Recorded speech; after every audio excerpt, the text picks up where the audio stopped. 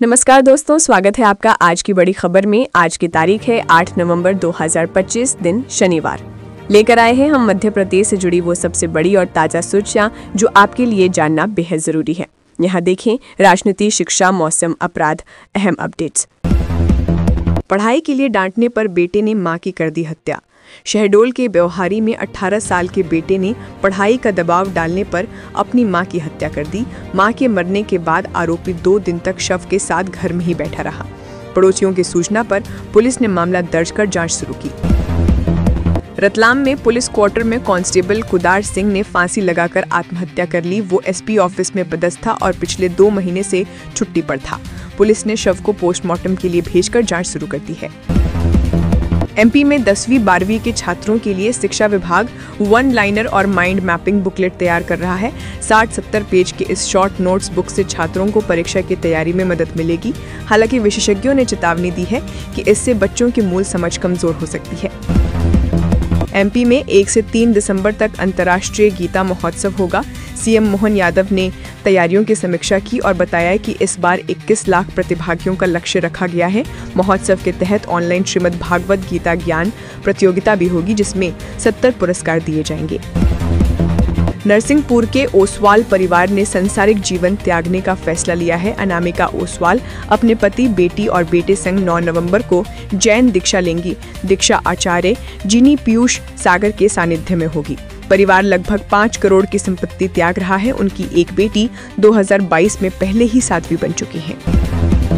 मोहम्मद शमी की पत्नी हसीन जहां ने सुप्रीम कोर्ट में गुहार लगाई है। उन्होंने हर महीने 10 लाख रुपए गुजारा भत्ता देने की मांग की है। एससी ने इस पर शमी और पश्चिम बंगाल सरकार को नोटिस भेजा है।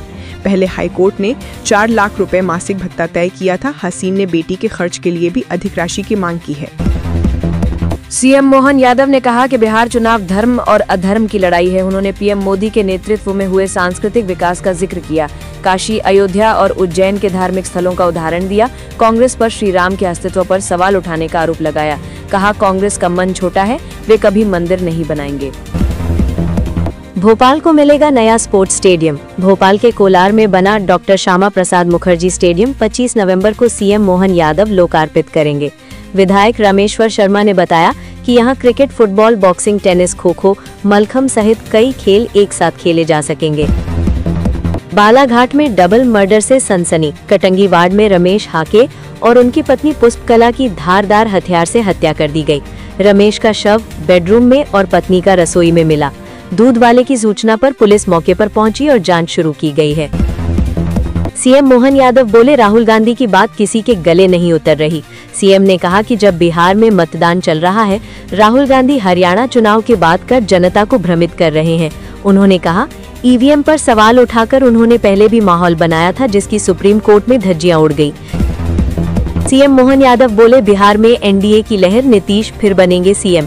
गया में चुनाव प्रचार के दौरान सीएम मोहन यादव ने कहा कि बिहार में एनडीए के पक्ष में जबरदस्त लहर है। उन्होंने विश्वास जताया कि नीतीश कुमार दोबारा मुख्यमंत्री पद की शपथ लेंगे और एनडीए भारी बहुमत से जीत हासिल करेगा। संविदा कर्मियों का सरकार के खिलाफ मोर्चा। एमपी में संविदा कर्मचारियों ने नियमितीकरण के लिए दोबारा एग्जाम के फैसले का विरोध किया है। कर्मचारियों का कहना है कि 50 साल से अधिक उम्र वाले लोग नई पीढ़ी से कैसे प्रतिस्पर्धा करेंगे। सरकार ने 15 साल से कार्यरत कर्मियों की नौकरी रेगुलर करने के लिए एग्जाम में 50% अंक अनिवार्य किए हैं। 8 नवंबर को एमपी आएंगे राहुल गांधी। राहुल गांधी 8 नवंबर को पचमढ़ी दौरे पर रहेंगे, जहां वे कांग्रेस जिला अध्यक्षों को बीजेपी के नैरेटिव से निपटने के टिप्स देंगे।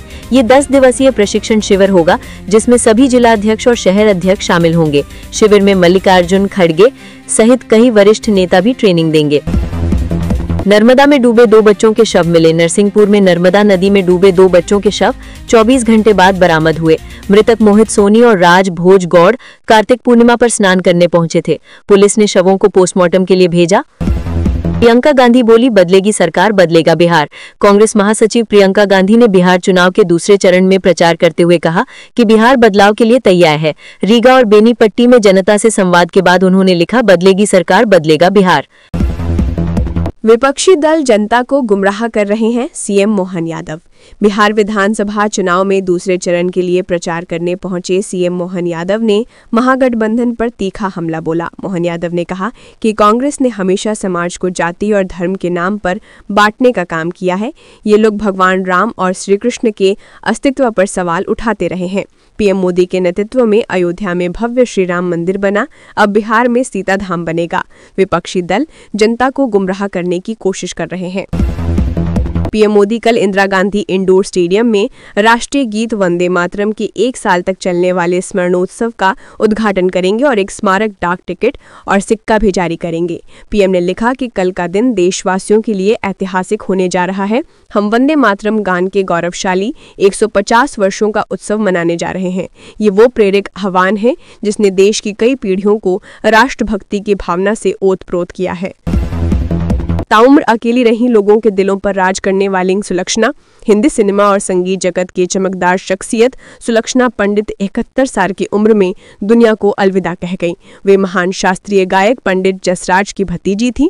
उनकी 3 बहनें और 3 भाई हैं, जिनमें भाई जतिन ललित जोड़ी के रूप में फेमस संगीतकार बने।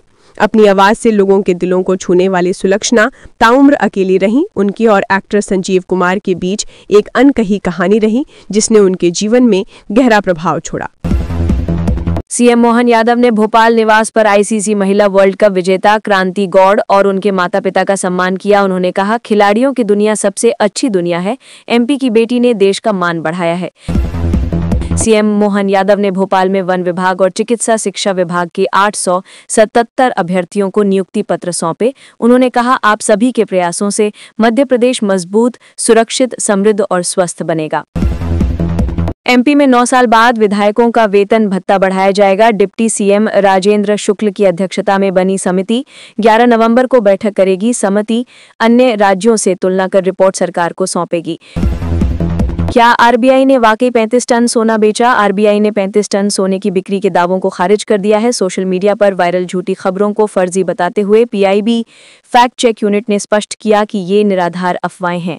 आरबीआई ने जनता से केवल आधिकारिक स्रोतों पर भरोसा करने और सटीक जानकारी के लिए अपनी वेबसाइट जांचने की अपील की है। ये स्पष्टीकरण वैश्विक सोने के अस्थिरता और केंद्रीय बैंकों की बढ़ती मांग के बीच आया है, न कि किसी बिक्री के कारण। गाजा के सुरंग में फंसे 200 हमास लड़ाके। गाजा के राफा बॉर्डर के पास करीब 200 हमास लड़ाके मार्च 2025 से एक सुरंग में फंसे हैं। इजरायली मीडिया के अनुसार आईडीएफ ने उनके निकासी मार्ग सील कर दिए हैं। ये लड़ाके इजरायल नियंत्रित क्षेत्र में हैं, सुरंगों में छिपे हुए। पीछे हटने पर आईडीएफ के हाथों पकड़े जाने का खतरा है। सूत्रों ने बताया कि वे भोजन पानी की कमी से जूझ रहे हैं। निकलने का कोई रास्ता नहीं बचा।